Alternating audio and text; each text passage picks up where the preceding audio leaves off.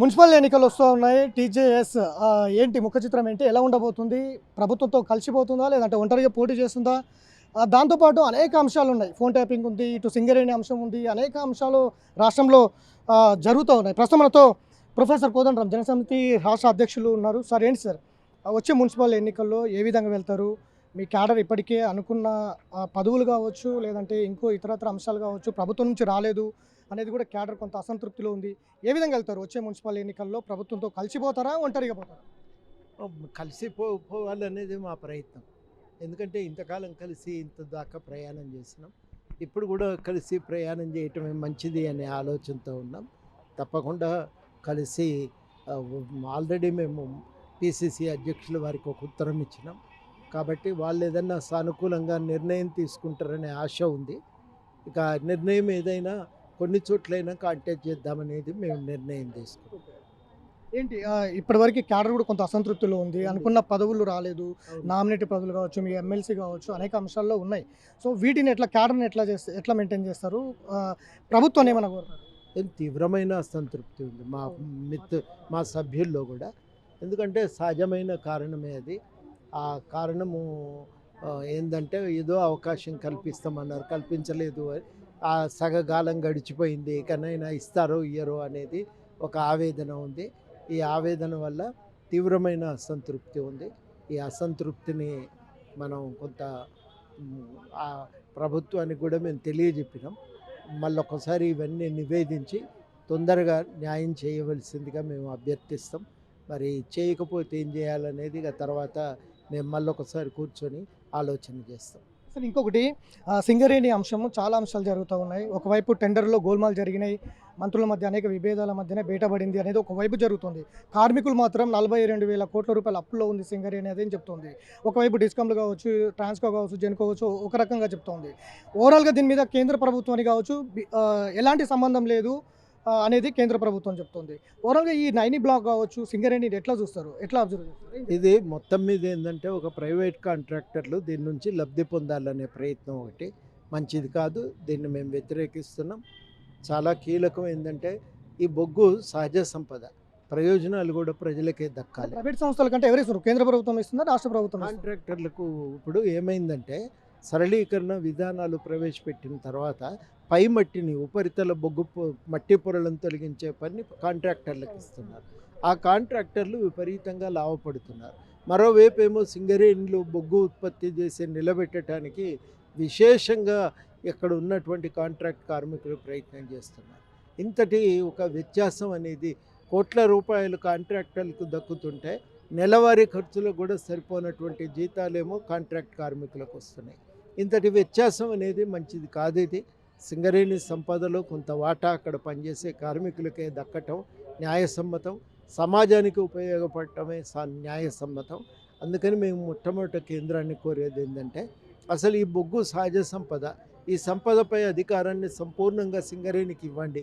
దాన్ని మళ్ళీ ఆక్షన్ పేరుతో ప్రైవేట్ కాంట్రాక్టర్లను దొడ్డిదారిని తెచ్చే ప్రయత్నం మంచిది కాదు. దాన్ని మేము తీవ్రంగా కేంద్ర ప్రభుత్వం కిషన్ రెడ్డి లాంటి వాళ్ళు సింగరేణి పైన ఎలాంటి ఆజమాయిషి మాకు లేదు, కేవలం కొన్ని సైట్ విజిట్ కావచ్చు, అట్లాంటివి అని కావచ్చు, టెండర్లు ఇవ్వడం కావచ్చు, ఇవన్నీ కూడా రాష్ట్ర ప్రభుత్వం మీదనే ఆజమాయిషి ఉంటుంది, రాష్ట్ర ప్రభుత్వం చూసుకుంటుంది, మాకు ఎలాంటి సంబంధం లేదనేది కిషన్ రెడ్డి చాలా స్పష్టంగా చెప్తున్నాను. ఇప్పుడు ఇది ఫెడరల్ వ్యవస్థలో రాష్ట్రాలకు ఉండాలి. కానీ దీన్ని ఆక్షన్ పద్ధతిని కేంద్రం తీసేసి ఆ బొగ్గు పైన అధికారాలను సింగరేణికి అప్పచెప్పాలనేది మేము కోరుతున్నాం మొట్టమొదట. రెండవది, అండర్ గ్రౌండ్ బొగ్గు గనులకు ప్రాధాన్యతనిచ్చి కాంట్రాక్టర్ల ప్రమేయాన్ని తగ్గించమనేది మా రెండో కోరిక. దానివల్ల కార్మికులకు కూడా అవకాశాలు పెరుగుతాయి. ఉపాధి కల్పన అనేది మా మూడవ లక్ష్యం, డిమాండు. ఈ మూడింటి కోసమే ఆలోచన చేసి ఇప్పటి వరకు జరిగిన పరిణామాలను సమగ్రంగా విశ్లేషించాలి. మీరు విచారణ చేయదలుచుకుంటే ఎవరికి లాభం జరిగింది, ఎవరు నష్టపోయినరు అనేది లెక్కలు తీయండి. కాంట్రాక్ట్ కార్మికుల పేరుతో కార్మికులు నష్టపోయినరు, లాభపడ్డది ఎవరంటే కాంట్రాక్టర్లు లాభపడ్డారు. ఈ వ్యత్యాసాన్ని తొలగించడానికి ఏం చేయాలనేది మీ ఎంక్వైరీలో ఒక అంశంగా పెట్టుకుంటే అది ఉపయోగకరంగా ఉంటుంది. దాని మీద దృష్టి పెట్టవలసిందిగా నేను కోరుతున్నాను. మీరేమనుకో టెండర్లలో అవినీతి జరిగింది అనుకుంటున్నారా? అందులో భాగంగానే బయటపడింది అనుకుంటున్నారు? ఏం జరిగినా ఇప్పుడు రద్దయింది కదా, అది రద్దయింది. దాని మీద మాట్లాడే ప్రయోజనం ఏముంటుంది? అది రద్దయిపోయింది. భవిష్యత్తులో ఎట్లా ఉండాలనే విషయం మాట్లాడుకున్నప్పుడు మీరు ఈ ఉపరితల గనుల విషయంకి వస్తేనే ఈ కాంట్రాక్టర్ల వ్యవహారం వస్తుంది. వీలైనంత వరకు ఈ ప్రైవేట్ కాంట్రాక్టర్ల ప్రమేయం లేకుండా, వీలైనంత వరకు కాదు, వాళ్ళ ప్రమేయం ఉండకూడదు. ఏది తీసినా కార్మికుల ప్రయోజనాలు నెరవేరే విధంగానే ఈ ఉపరితల దాని మీద బొగ్గు మట్టి పొరల తొలగింపు కార్యక్రమం కానీ ఇతర కార్యక్రమాలకు కానీ కార్మికుల శ్రమ ద్వారానే జరగాలని చెప్పి మేము కోరుకుంటాం. సార్ ఏంటి సార్ ఫోన్ ట్యాపింగ్లో లొటపీస్ కేసు అంటున్నాడు కేటీఆర్ కావచ్చు, హరీష్ రావు కావచ్చు, మీరు కూడా బాధ్యులుగా ఉన్నారనే వార్తలు కూడా వస్తూ ఉన్నాయి. ఓవరాల్గా ఈ ఫోన్ ట్యాపింగ్ అంశాన్ని ఎట్లా చూస్తారు? నాన్చుడు ధోరణి ప్రభుత్వం కూడా గత 2 ఏళ్ల నుంచి నాన్చుడు ధోరణి చేస్తుంది, ఇప్పటిపై యాక్షన్ లేదు అనే అభిప్రాయాలు కూడా వ్యక్తమవుతున్నాయి. మీ అభిప్రాయం ఎలా ఉంటుంది? ఏ లొట్టపీస్ కేసుకి ఇంత లొల్లి ఎందుకండి? ఇంత లొల్లి అవసరం లేదు కదా. మీరు ఎక్కడో ఇది మిమ్మల్ని గెలుగుతున్నది కాబట్టే ప్రైవేటు వ్యక్తుల మీద పెత్తనం కోసం మీకు అధికారం ఇవ్వలేదు. ప్రైవేటు జీవితాల మీద జోక్యం చేసుకోవటానికి మీకు అధికారం ఇవ్వలేదు. మీరు చేస్తున్న వ్యవహారం ఇది కూడా సరిగ్గా లేదు. సమాధానం చెప్పవలసి ఉన్నది చెప్పాలి మీరు, అది మీ బాధ్యత. సమాధానం చెప్పమని పిలిచినంతనే ఉలికి పడవలసిన అవసరం లేదని కూడా నేను ఈ సందర్భంగా స్పష్టం చేయదలిచాను. కవిత పార్టీ పెడతా ఉంటుంది రాష్ట్రంలో, ఎలా ఉండబోతుంది సార్? ఎట్లా ఉండదు? నేను మళ్ళీ మాట్లాడదాం, పెట్టినప్పుడు మాట్లాడదాం. ఇది వచ్చే పురపాలక ఎన్నికల్లో కాంగ్రెస్ పార్టీతోనే కలిసి వెళ్తాం, కొన్ని చోట్ల పోటీ చేయాలనేది ఉంది. మా పార్టీ క్యాడర్ కూడా చాలా అసంతృప్తిలో ఉంది.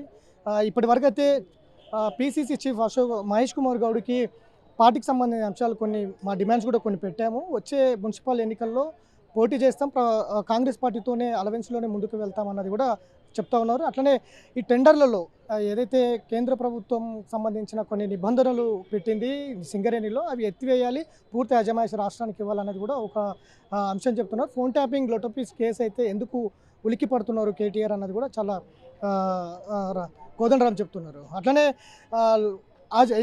ఒక ప్రభుత్వం ఏర్పడిన తర్వాత మొత్తం కూడా ఫోన్ ట్యాపింగ్ చేసే అధికారం ఎవరికి లేదు, అది సరైన పద్ధతి కూడా కాదు అనేది కూడా చెప్తూ ఉన్నారు. అట్లనే కవితకు సంబంధించిన అంశంలో పార్టీ పెట్టినప్పుడు మాట్లాడదాం అనేది కూడా కోదండరాం చెప్తా ఉన్నారు. వీడియో జర్నలిస్ట్ వినోద్తో Venkat, big TV, Hyderabad. For more videos like this, subscribe Big TV channel.